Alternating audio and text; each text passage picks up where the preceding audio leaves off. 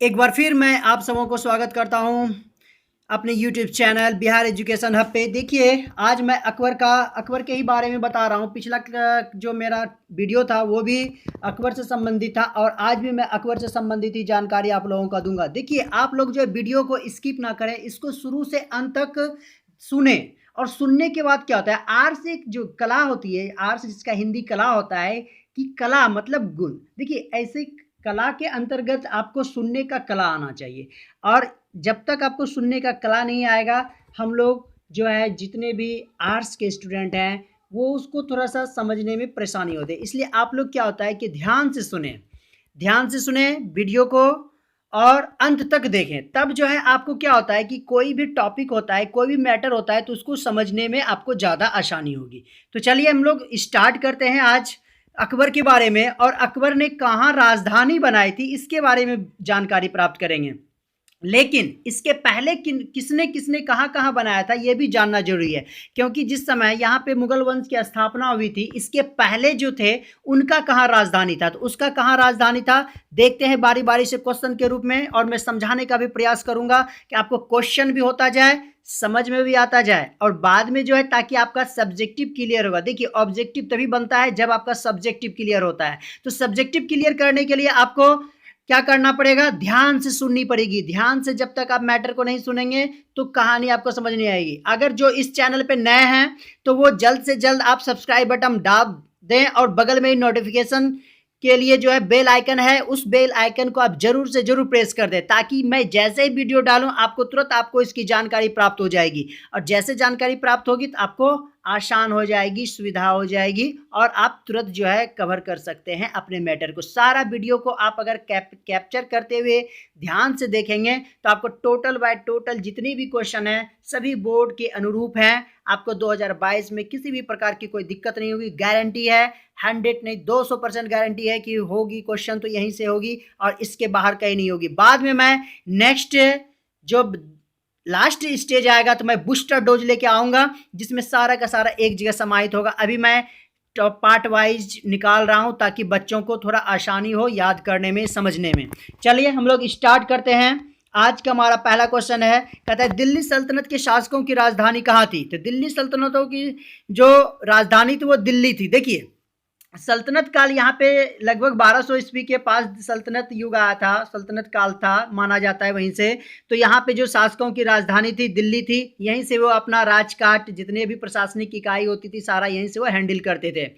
लेकिन देखते हैं आगे क्या होता है। दूसरा क्वेश्चन, सिकंदर लोदी ने अपनी राजधानी कहाँ बनवाई थी, तो उत्तर में होगा आगरा। देखिए, जितने भी दिल्ली सल्तनत के शासक थे सबने दिल्ली में रखा, लेकिन सिकंदर लोदी जब आए तो इन्होंने अपनी राजधानी परिवर्तित कर दी, तो वो इन्होंने दिल्ली के जगह आगरा कर दिया। आगरा से ही अपना राजपाट जितने भी चीज होते थे सारा देखभाल करते थे, और ये इन्होंने राजधानी बनवाई थी 1504 ईस्वी में। 3 नंबर में कहता है अकबर ने अपनी राजधानी कहाँ बनवाई थी। देखिए, अब यहाँ पे अकबर आ जाता है। तो अकबर चूंकि मुगल वंश के ये शासक थे, इन्होंने अपनी राजधानी जो है फतेहपुर सिकरी में बनवाई थी। कब बनवाई थी, तो 1570 ईस्वी में बनाई थी। देखिए, हुआ ये प्रकार का था। तो मुगल वंश के संस्थापक जो बाबर थे उन्होंने लोदियों की राजधानी जहां पे आगरा था, जस्ट इसके पहले हम लोग देखे हैं, आगरा पर अधिकार किया। और आगरा पे अधिकार करने के बाद अकबर ने क्या किया था, यहीं आगरा पे लाल बलुए पत्थर से जो है एक किला बनाया था। आगरा का किला जानते भी होंगे आप लोग, सुने भी होंगे।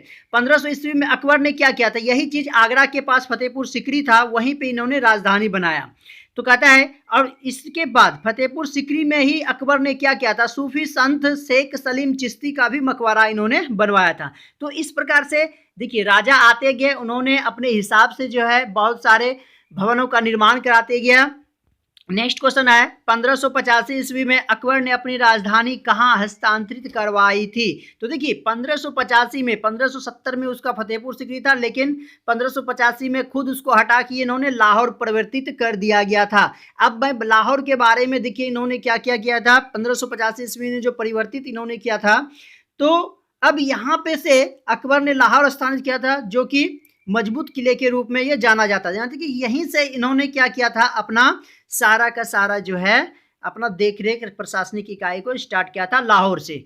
नेक्स्ट क्वेश्चन देखते हैं, शाहजहां ने 1648 में अपनी राजधानी कहाँ बनवाई थी? अब देखिए अकबर चले गए, उसके बाद शाहजहां जैसे आते तो उन्होंने शाहजहानाबाद, देखिए यहाँ पे थोड़ा जहानाबाद के लिए हो गया था मिस, वो आप लोग कवर कर लीजिएगा। शाहजहानाबाद है और ये शाहजहानाबाद कहाँ था? तो दिल्ली में ही था। और इसने 1648 में जो परिवर्तित किया था यहाँ पे, तो यहीं पे इन्होंने लाल किला भी बनवाया था शाहजहां ने, और इसी के पश्चिम द्वार पे लाहौरी दरवाजा बनाया, दक्षिण द्वार पर दिल्ली दरवाजा बनाया था। और इसी किले में आपको मिलेगा दीवाने आम मिल जाएगा, दीवाने खास मिल जाएगा, और मोती महल भी आपको इसी में मिल जाएगा।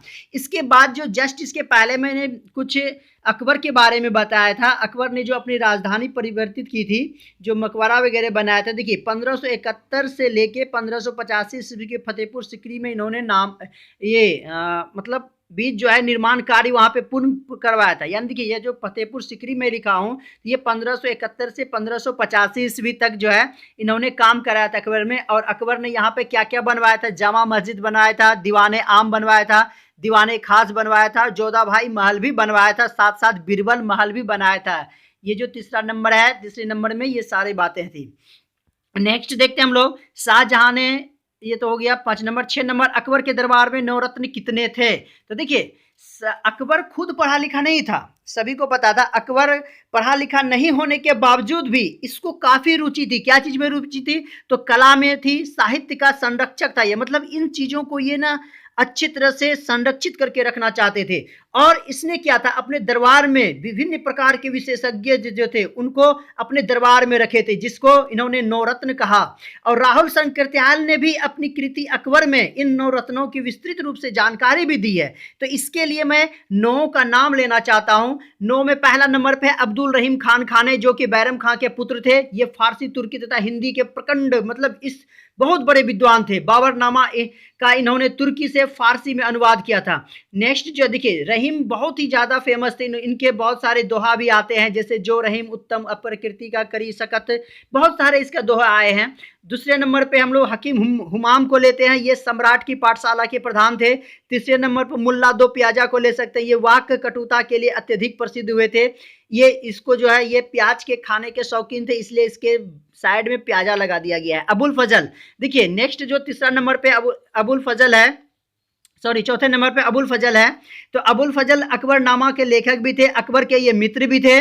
इस प्रकार से इसने जो है खास करके अबुल फजल ने अकबर के बारे में काफी कुछ लिखा था, काफी कुछ प्रशंसा भी किए थे। 5 नंबर पे हम लोग फैजी हैं, अबुल फजल के भाई एवं शेख मुबारक के पुत्र थे ये, और ये गणित के प्रचंड विद्वान थे और राजकवि भी इसको बनाया गया था। 5 के बाद होता है 6 नंबर पे तानसेन थे, ये अकबर के दरबार के प्रख्यात गायक के रूप में जाना जाता है। 7वें नंबर पर राजा मानसिंह थे, जो ये राजा भगवान दास के बेटे थे और भारमल के पोते थे, ये अकबर के प्रख्यात सेनापति भी कहे जाते हैं। 8वें नंबर पे राजा टोडरमल है, अकबर ने वित्त मंत्री इसे नियुक्त किया था। अकबर के काल में ये भूमि सुधार के लिए जाना जाता है, और इन्होंने भूमि की पैमाइश भी किया था, भूमि के क्षेत्रफल, उपज, मतलब इस प्रकार के भूमि को काफी सुधार के काम में आया था टोडरमल। 9 नंबर में बीरबल, बीरबल जो है अधिक से अधिक हाजिर जवाब एवं वाक कटुता के लिए जाने जाते थे, और इसके जीवा पे कहता है सरस्वती मौजूद होती थी। अकबर ने इन्हें कविराज की भी उपाधि प्रदान की थी। लेकिन देखिए बीरबल के बचपन का नाम महेश दास था, याद रखिएगा, मोस्ट इंपॉर्टेंट क्वेश्चन है। बीरबल के बचपन का नाम क्या था? महेश दास, याद रखिएगा, महेश दास। उसके बाद लेकिन इसकी मृत्यु हो जाती है। देखिए इस प्रकार से ये नवरत्न जो थे अकबर के दरबार का ऐसे थे जो कि काफी जो है अकबर को सहयोग प्रदान किए थे। नेक्स्ट क्वेश्चन देखते हैं, अकबर ने युद्ध बंदियों को दास बनाने की प्रथा पर कब रोक लगाई थी? तो इन्होंने 1562 ईस्वी में रोक लगा दी। देखिए पहले जो जितने भी ये युद्ध करते थे, युद्ध में जो भी आते थे, आने के क्रम में जो इसको बंदी बनाया जाता है, उसको दास बना के तरह तरह की यातनाएं दी जाती थी, काम करवाया जाता था। तो उसको बोला कि नहीं, मैं इसे खत्म कर देना चाहता, और इन्होंने ये बंद भी करवा दिया। नेक्स्ट क्वेश्चन देखते हैं हम लोग, 8 नंबर पे कहता है 1563 में तीर्थ यात्रा कर बंद किसने करवाया था? तो अकबर ने करवाया था। क्योंकि तीर्थ यात्रा कर जो है वे नुकसान होता था, जो इसको देते थे काफी कठिनाई बड़ा होता था, इसलिए इन्होंने क्या किया? बंद करवा दिया। नेक्स्ट क्वेश्चन है अकबर द्वारा चलाया गया धर्म कौन सा था। देखिए मोस्ट इंपॉर्टेंट क्वेश्चन, अकबर द्वारा चलाया गया धर्म जो था वो दीन इलाही था।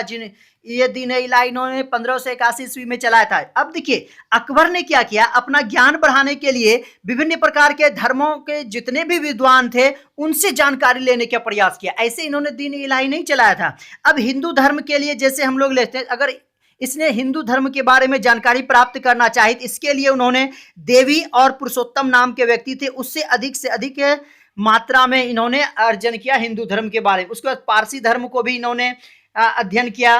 पारसी धर्म का किया, जैन धर्म का किया, सिख धर्म का क्या, ईसाई धर्म क्या, मतलब इस प्रकार के हम कह सकते हैं कि अकबर ने सभी धर्मों का अध्ययन किया और वो निष्कर्ष पे यही पहुंचे कि सभी धर्मों का जो है एक ही सार है, वो है अच्छाई। इसमें सभी धर्मों में अच्छाई के बारे में बताया गया है। इसलिए उन्होंने कहा कोई भी धर्म संपूर्ण नहीं है, इसलिए उन्होंने स्वयं अपना धर्म चलाया और उस धर्म का नाम रखा इन्होंने दीन ए इलाही। अब देखिए ये धर्म तो चला ही। अब कहता है नेक्स्ट क्वेश्चन, दीन ए इलाही धर्म को स्वीकार करने वाला प्रथम हिंदू कौन था। तो वो हिंदू था बिरबल, जो कि इसके नवरत्नों में से एक थे और काफी विद्वान भी थे ये। नेक्स्ट क्वेश्चन है जजिया कर कब बंद करवाया गया था। तो जजिया कर देखिए 1564 ईस्वी में बंद करवाया था। ये समस्त भारत की गैर मुस्लिम जनताओं से वसूल किया जाता था, लेकिन इसको भी अकबर ने क्या कर दिया, बंद करवा दिया। नेक्स्ट क्वेश्चन देखते हैं सुलह ए कुल की नीति किसने अपनाई थी। देखिए सुलह ए कुल की नीति अकबर के द्वारा अपनाई गई थी, जिसका अर्थ होता है कि सबसे शांति बना के चलना, मतलब सबसे शांति बना के रखने के सिद्धांत को ही सुलह ए कुल की नीति कहा जाता है। अबुल फजल ने इसे एक आदर्श माना कि ये अकबर के द्वारा बनाया गया बहुत ही अच्छी नीति थी। नेक्स्ट कहता है जर्री कलम का अर्थ लिखे। देखिए जर्री कलम का अर्थ होता है सोने की कलम। अब बात आती है ये जर्री कलम होता है क्या। तो जर्री कलम के लिए मैं एक बात बता देना चाहता हूं, इसके बारे में डिटेल करना चाहता हूं। कहता है मुगल काल में देखिए एक जो है शाही किताब खाना होता था, और किताब खाने में क्या होता था, जितने सारे बादशाह होते थे उनके सभी कारनामों को जो है पंडुलिपियों में संग्रह कर लिया जाता था, उसको कलमबद्ध करके लिखा जाता था। और ये जो पंडुलिपियां होती थी इसमें हस्तलिखित मतलब हाथ से लिखा जाता था। और इस किताब खाने में जो रचना की जाती थी इसमें महत्वपूर्ण भूमिका किनकी होती थी, चूंकि इसमें कागज जो बना, आज जो हम लोग कागज में लिखते हैं ना, तो कागज बनाने वाले जो लोग होते थे वो पांडुलिपि के पन्ने तैयार करते थे, और तैयार करने के बाद उसमें लेखक मतलब अच्छे लेखक जो होते थे, अच्छे लिखने वाले जो होते थे, वो पाठों की नकल तैयार वगैरह कर लेते थे। उसके बाद देखिए अब पृष्ठ को भी चमकाने का भी काम कर, अभी भी पृष्ठ बहुत सारे कलर का आता है, उस समय भी चमकाते थे, जिसको गुप्तकर कहा जाता था। चित्रकार अब क्या करेगा, पाठों में दृश्य वगैरह भरने का काम करता था, दृश्य भी चित्रित किया जाता था। और जिल्द साज, बाहर में जो जिल्द दिया जाता था, ये भी पांडुलिपियों को एक अलंकृत आवरण देते थे। मतलब क्या हम लोग देखते हैं कि मुगल काल में क्या था, बाहरी चित्र का जो जिल्द होता है, अभी भी बहुत सारे किताब खरीदते होंगे तो बाहर में उसका कलर किया जाता है, उसको तरह तरह का बनाया जाता था ताकि उससे आकर्षण हो और किताब की बिक्री भी ज्यादा हो। तो देखिए ये सब भी उस समय भी ये करवाते थे, तैयार करवाते थे। और जो अच्छा होता था, जो सबसे अच्छा होता था, उसको यही भेंट किया जाता था, जर्री कलम और सीरी कलम। तो देखिए जर्री कलम, सोने की कलम को जर्री कलम कहा गया है मुगल काल में। अब देखिए इसको लिखने के लिए जो है 5 से 10 mm, देखिए सुनिए ध्यान से सुनिए बातों को, 5 से 10 mm की सरकंडे की नोक वाली कलम का उपयोग किया जाता था। और ये नोक वाला जो होता था इसको स्याही में बार बार स्याही में डुबाया जाता था, लिखता था, स्याही में डुबाया जाता था, लिखता था। लेकिन आज हम लोग का अच्छा आधुनिक युग आ गया है, किसी में डुबाना नहीं है, ऑटोमेटिक है। पेन खरीदिए और खरीदने के बाद आपको क्या होगा, आराम से जो है उसको आप लिखना स्टार्ट कर देते थे। तो देखिए इस प्रकार से हम लोग देखते हैं कि लेखक की जो यहाँ शैलियां थी वो काफी अधिक प्रचलित थी। तो इस प्रकार से यहाँ पे अच्छा सुविधा था। नेक्स्ट क्वेश्चन देखते हैं, अकबर के दरबार का गायक कौन था। देखिए प्रकार क्या लिखे, अकबर के दरबार का गायक कौन था। देखिए ये तो तानसेन जो है ये प्रमुख गायक थे, यहाँ पे काफी प्रचंड थे, काफी तेज थे गायक में। इबादत खाने का निर्माण कब करवाया गया था। इबादत खाने का निर्माण जो है 1575 ईस्वी में करवाया गया था। चलिए आज का वीडियो यहीं तक रहता है। अकबर से संबंधित जो संक्षिप्त जानकारियां थी वो मैंने इस 12th क्लास के हिसाब से सारा कवर कर चुका हूं मैं। नेक्स्ट जो आएगा अकबर के बाद जो मुगल वंश में शासक बने हैं, मैं उसका वीडियो प्रस्तुत करूंगा। चलिए, आप लोगों को अगर ये वीडियो पसंद आया हो तो आप अपने दोस्तों में शेयर करें और साथ ही साथ आप कमेंट भी करें, लाइक भी करें और आपको इसी प्रकार का जो है वीडियो आपको मिलता रहेगा और आपको बोर्ड एग्जाम में काफ़ी हेल्पफुल रहेगा। चलिए, धन्यवाद। आज का वीडियो यहीं तक।